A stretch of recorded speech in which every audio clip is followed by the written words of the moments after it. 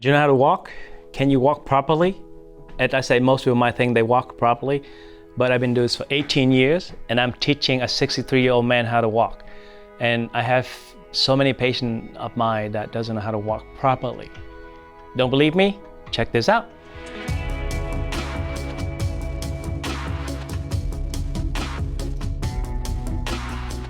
Hello, my name is Dr. Tran. I am a chiropractor and I also do physical rehab. As you can see right here, I've been doing this for 18 years.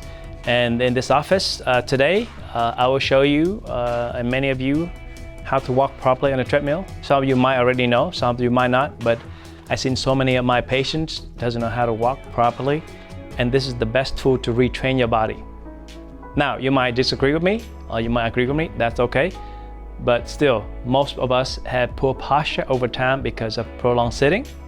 So when we have poor posture, everything changes, including the way we walk. Let's say if one of you might have a knee injury, a hip injury on a time, you might walk funny, limping like that. Now, after the pain went away, do you ever train yourself to get back to the way they used to walk? Or you just carry on with your life like nothing ever happened? And then 20, 30 years later, all of a sudden, one knee hurt, how come the other one doesn't hurt? So walking is extremely important, okay? And I'll prove to you why by using this, my favorite cardio machine, the treadmill. I know most of you might have it, might use it before, but have anyone ever teach you how to use it? Probably not, right? All right, so let me show you something very interesting. You have to understand when you walk on the treadmill, the speed does make a difference, but you have to know your gait. So right now, I'm gonna show you walking at 4 mile per hour with proper gait, okay? So your eye follow you wherever you walk. So if I look, so right now it's 4 mile per hour and I'm walking, my feet is forward in front of me, my heels straight and move forward with my hand to my side like this. It doesn't look too fast. Look what happened when I'm looking down. You see, same speed, nothing changed. But now, I'm falling. My feet are catching me. That's why it looked fast, because now my head is looking down. And most people, we are afraid of the treadmill. So when we walk, we always tend to come like this.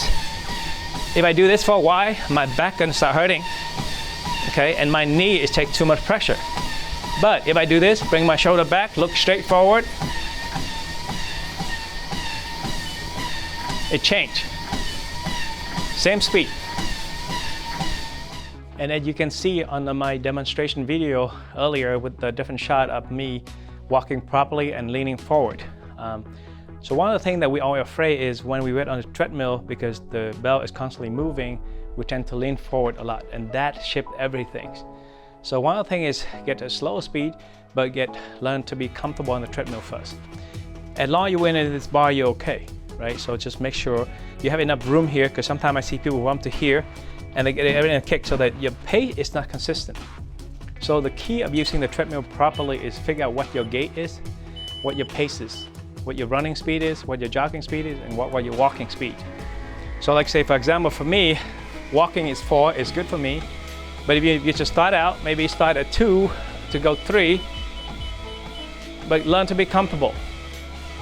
Just relax one step at a time, because the belt is under your feet. It will constantly at the same speed. It's not going to change. But if you have fear, you're going like this. And also, if you walk too slow, it's not beneficial enough. And then when you pick up the running, let's say I usually run at, like your good speed is about 7. Then same thing. Keep your arm close to you. Lift your body up. Lift your knee up, don't get lazy. Hip. 1, 2. 1, 2. And listen to your pace.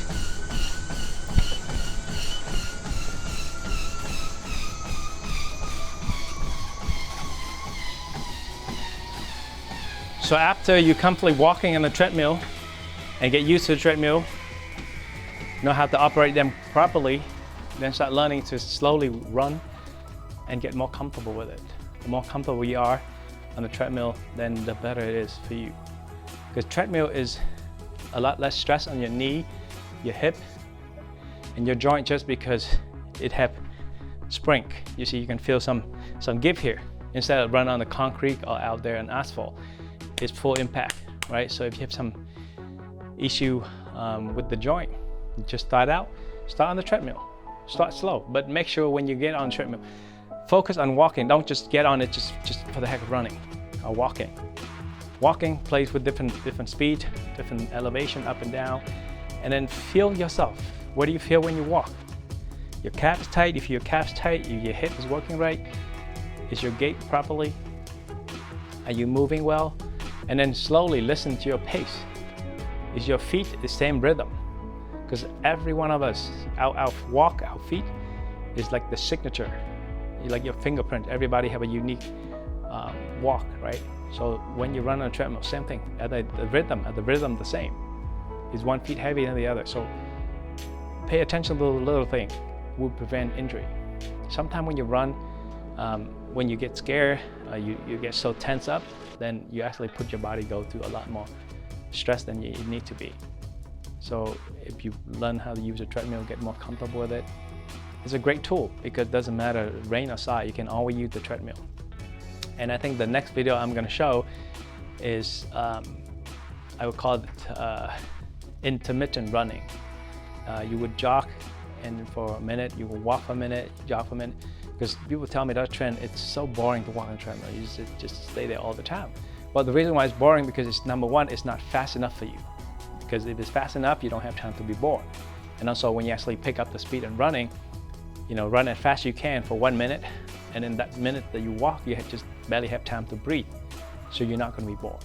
And then that alternating between walking and running really help increase your stamina, increase your strength, and increase your bone density.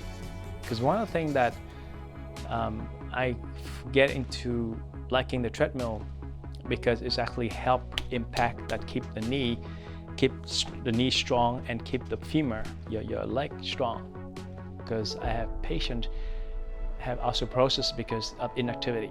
Remember, just because you take calcium doesn't mean your bone in the leg or in anywhere will absorb those calcium.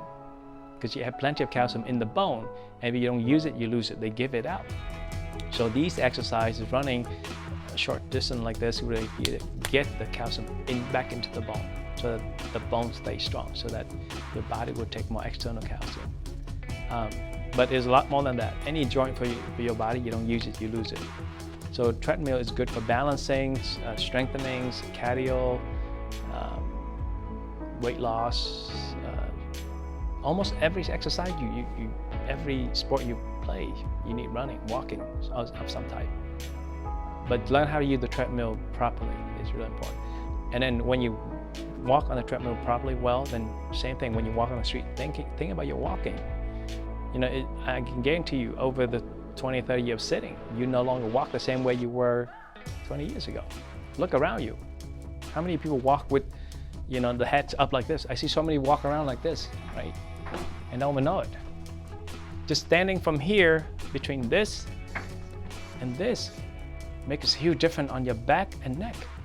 When you're standing this way and you're walking this way, this back muscle here don't have to do too much. So I'm stacking on top of myself, but as soon as I'm like this, and right here, the body's leaning forward, so the muscles cramming back.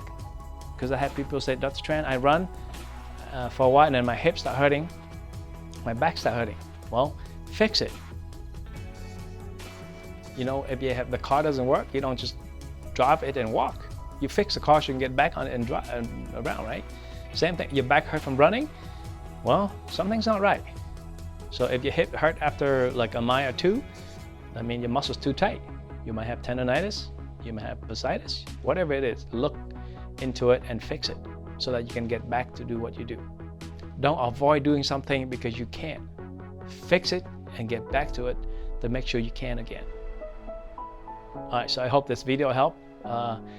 And like I said, I do this for you guys, so if you have any more questions, anything you want to know more about it, I'm more than happy to make more video for you guys.